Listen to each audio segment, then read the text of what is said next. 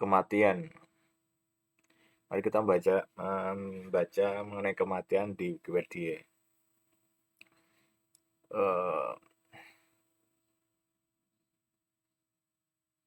Death is the end of life, the irreversible cessation of biological function, the system of living organism gitu ya. Jadi musnahnya yang tidak dapat dikembalikan dari semua fungsi biologis yang menopang organisme hidup gitu ya. Jadi ini definisi dari dictionary.com gitu ya, bahwa kematian itu adalah akhir dari hidup dan musnahnya fungsi biologis seluruhnya yang tidak dapat dikembalikan kembali pada organisme yang hidup gitu. Death eventually and inevitably occurs in all organism. Jadi pada akhirnya kematian itu tidak dapat terhindarkan yang terjadi pada seluruh organisme yang hidup gitu. Organisme seluruhnya. The remains of former organism normally begins to decompose shortly after the death. Jadi the remains of former organism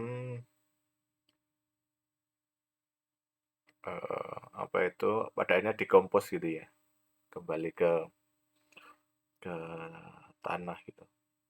Some organisms as Turritopsis dorhi are biologically immortal. However, they can still die from means other than aging gitu.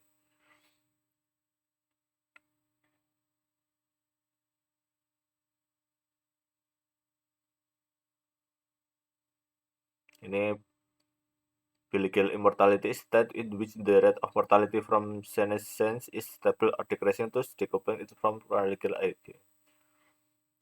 Tapi dia tetap masih bisa mati selain dari penuaan gitu. Death is generally applied to all organism. Kematian secara umum diterapkan pada seluruh organisme. The equivalent for individual component of organism, a cell or tissue, is necrosis.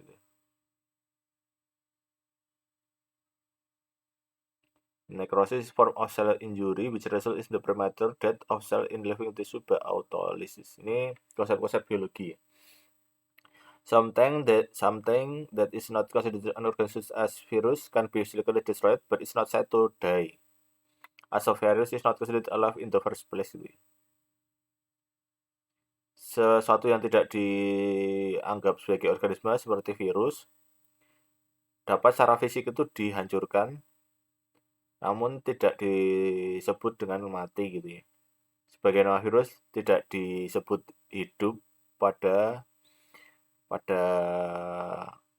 percakapan awalnya itu. Jadi kesepakatannya itu virus itu tidak dianggap hidup gitu ya, bukan organisme hidup.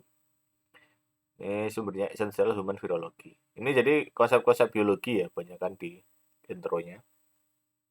As of the early first 21st century, 56 million people die per year. The most common reason is aging atau penuaan ya. Process of becoming older until death ya. Proses menjadi menua, jadi tua hingga kematian. Followed by cardiovascular disease. Ini adalah segala penyakit yang melibatkan hati atau blood vessel ya. Which is disease that affect the heart or blood vessel ini. Ini semuanya konsep biologi ya. Saya nggak terlalu mendalami itu. Pada tahun 2022 diestimasikan 110 billion human have died ya. Total almost 110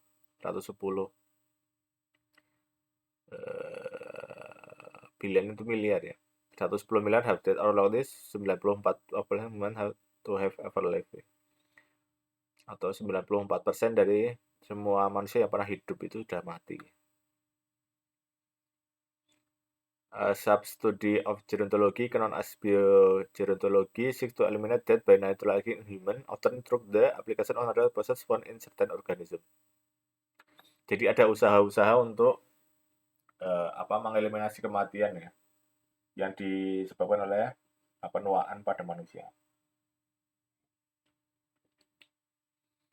seringkali aplikasi dari proses natural yang ditemukan dalam organisme tertentu. Jadi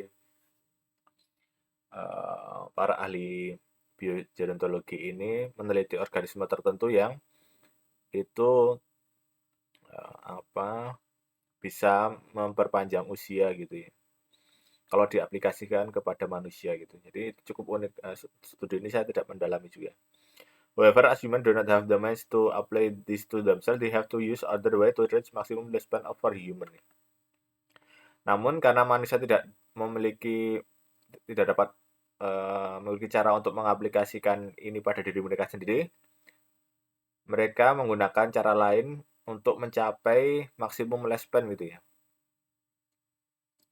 Jadi rentang hidup yang maksimum dari manusia. Often through lifestyle stage, ini tentu saja gaya hidup, calorie reduction, dieting, exercise.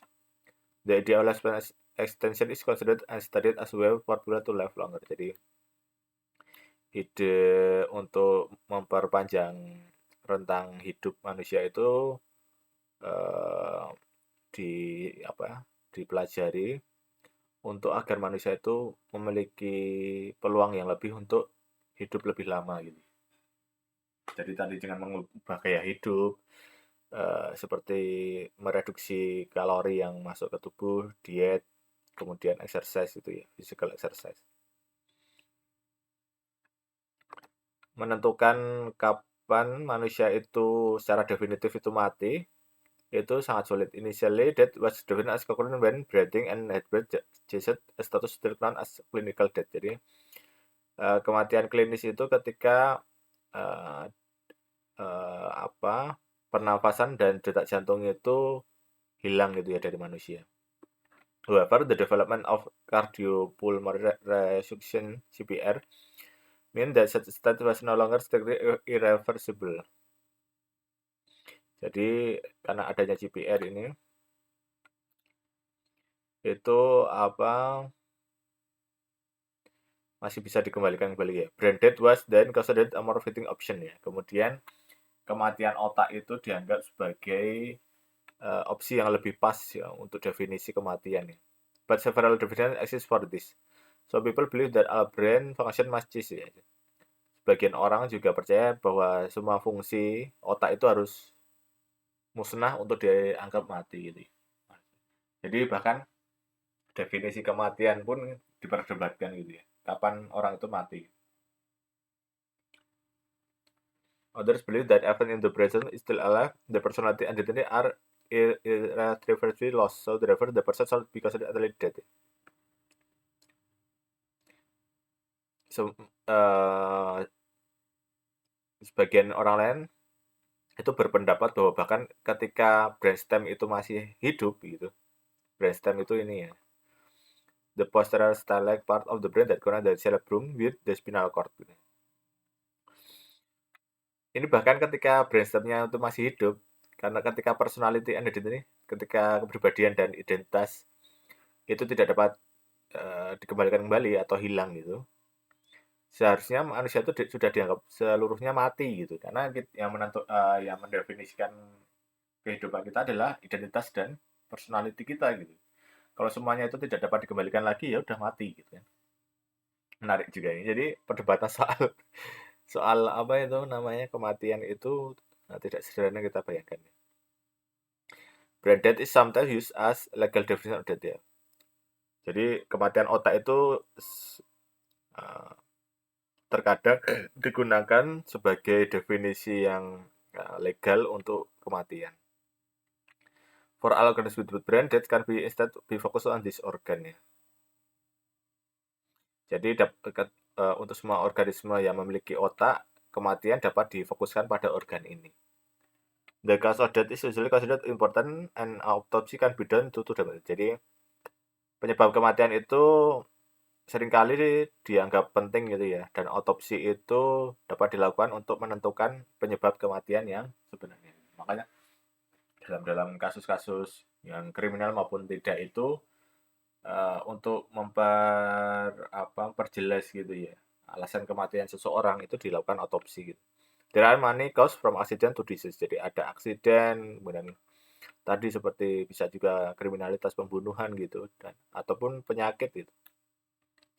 Many culture and religion have concept of atau life. Nah, jadi banyak kultur atau kebudayaan dan agama-agama itu memiliki konsep mengenai kehidupan setelah kematiannya. There are also different custom for honoring the body, such as funeral, cremation, and sky burial. Apa? Jadi ada pemakaman, kremasi, kemudian pemakaman di top to decompose will expose the element or to be eaten by scavenging animal.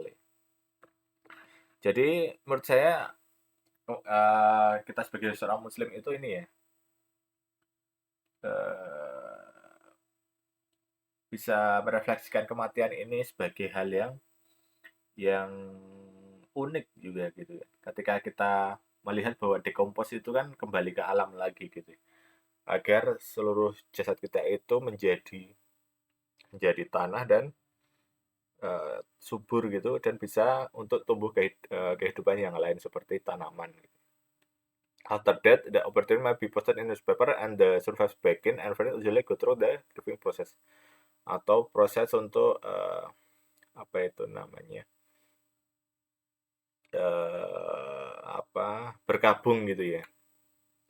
Jadi itu definisi kematian itu sebenarnya ada dari biologi, kemudian bahkan di dalam biologi juga ini tadi